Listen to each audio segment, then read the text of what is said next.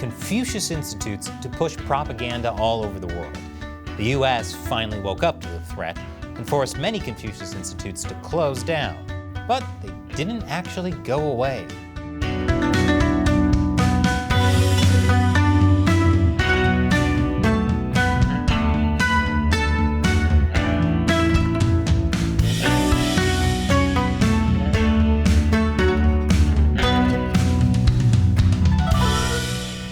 Welcome to Chine Uncensored. I'm Chris Chappell. You know, sometimes I hate being right. Like that time I said it was literally raining cats and dogs outside. What a confusing, sad mess. Or when I said Confucius Institutes would close down, but then come back under a new name. What's to stop them from changing the Confucius Institutes so we have no choice but to put them back in our universities? And now that the party has extended its control over Hong Kong, I know what they're going to do. Goodbye, Confucius Institute. Hello, Bruce Lee Institute. Well, Confucius Institutes are coming back under a new name with the same terrible product. Kind of like when IHOP tried rebranding itself as the International House of Burgers. You're not fooling anyone, IHOP.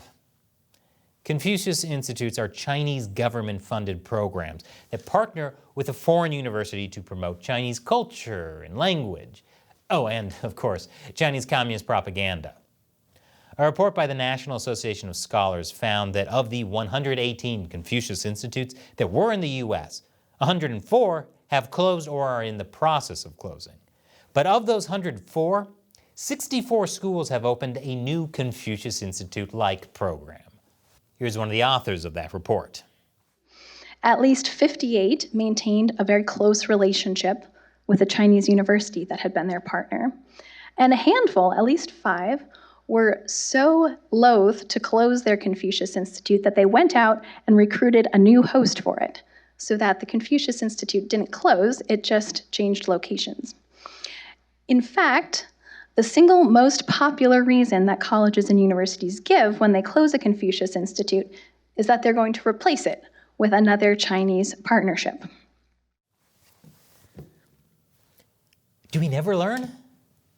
This would be like if Jack in the Box was closed by the health department and a month later, a new restaurant called Back in the Jocks was opened. Not suspicious at all. According to the report's authors, the public has learned. It's the school administrators who haven't. And they should have known because there were some pretty big red flags right from the beginning. You know, besides this one. Like Confucius Institutes putting confidentiality clauses in their contracts. If they're so benign, why can't they be made public? The answer, of course, is that they're not benign. In 2009, Li Changchun, then the head of propaganda for the CCP, called Confucius Institutes an important part of China's overseas propaganda setup. That's why a lot of people see Confucius Institutes as a Trojan horse.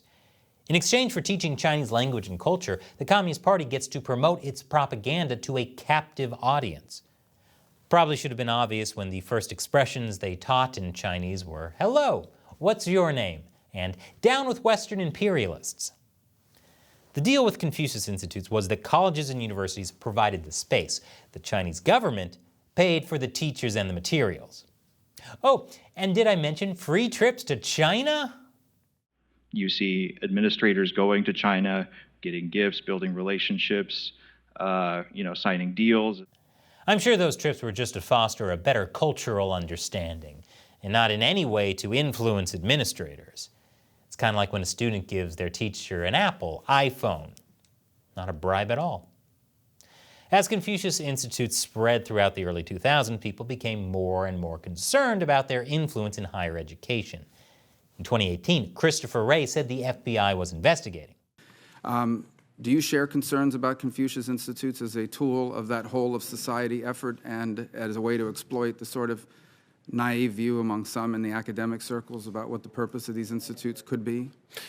We do share concerns about the Confucius Institutes. It is something that we're watching warily and in certain instances have developed appropriate investigative steps.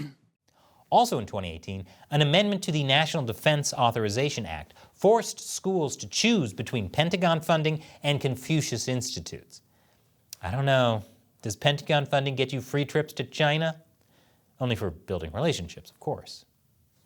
In 2020, the State Department designated Confucius Institutes as foreign missions of the Chinese government. Then there were some high-profile cases that showed just how much the Confucius Institutes were tied to the Chinese government. A woman who practices Falun Gong, which is banned in China, said she had to declare that she wouldn't practice Falun Gong. That was on a hiring form for a Confucius Institute in Canada. The Confucius Institute even published a stipulation in English on its main website stating that teachers at the institutes must have no record of participation in Falun Gong. In another case, China tried to get Stanford University to sign a $4 million contract with the agreement that one of the professors it was funding wouldn't talk about Tibet. Stanford said no and walked away from the deal. And there have been reports that Confucius Institutes have worked behind the scenes to quash visits by the Dalai Lama. So with all that public scrutiny, schools wanted to distance themselves from Confucius Institutes, and many ended their contracts.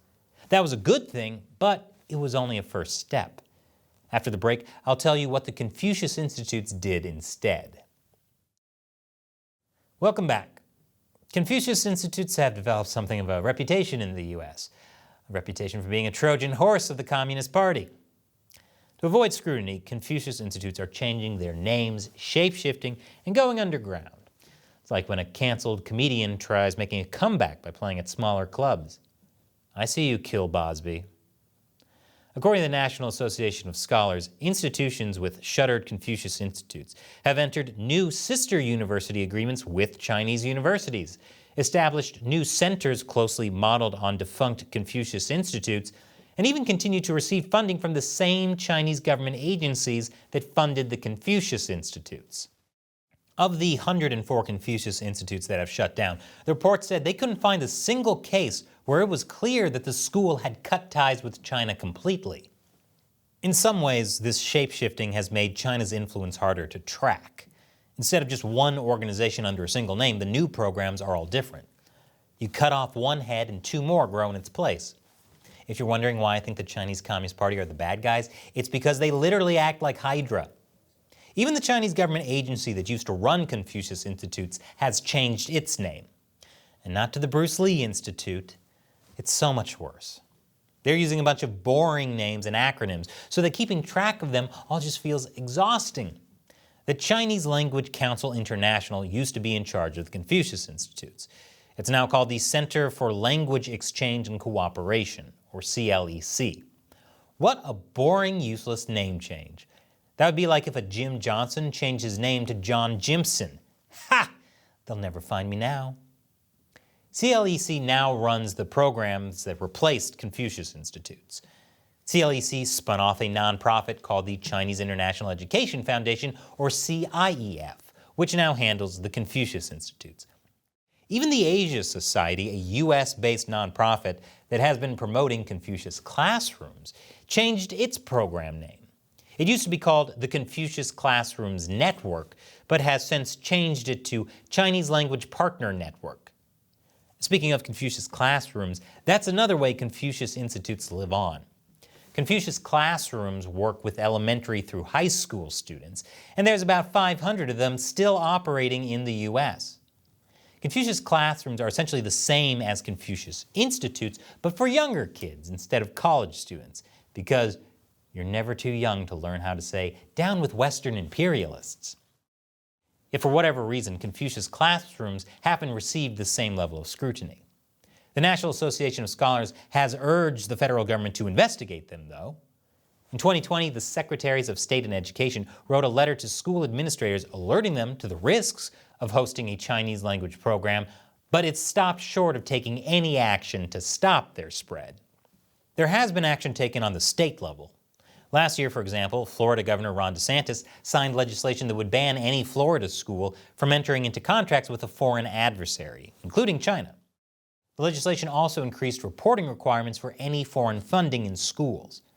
Last year, the U.S. Senate also passed a bill called the Confucius Act that would have given American schools more control over Confucius Institutes. It also tried to increase transparency from foreign sources in higher education. That bill never passed the House, so it never became law.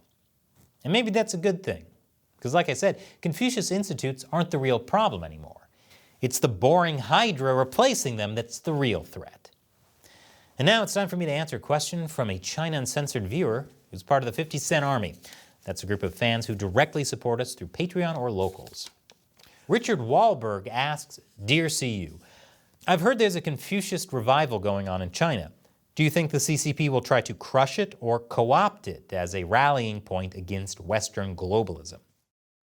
Well, Richard, a true Confucius revival will never succeed under the rule of the Chinese Communist Party. On one hand, the party wants to use certain elements of Confucianism, like loyalty, hierarchy, and the view that the ruler has the mandate of heaven. But Confucianism also has other elements which can be a serious threat, like the emperor is supposed to rule based on benevolence and not coercion, or that people must speak the truth. You won't hear any talk of that at the Confucius Institute. So no, there will never be a true Confucius revival while the Communist Party rules China. Anything under the label of Confucius is just co-opting the name, not true Confucian principles. And sadly, that means there will never be a true Bruce Lee revival either. Thanks for your question, Richard. Thank you to everyone who supports the show. Be like Richard and support China Uncensored by going to patreon.com/China Uncensored and contributing $1 or more per episode. As one of the perks, you can ask me questions that I'll answer on the show. Once again, I'm Chris Chappell. Thanks for watching China Uncensored.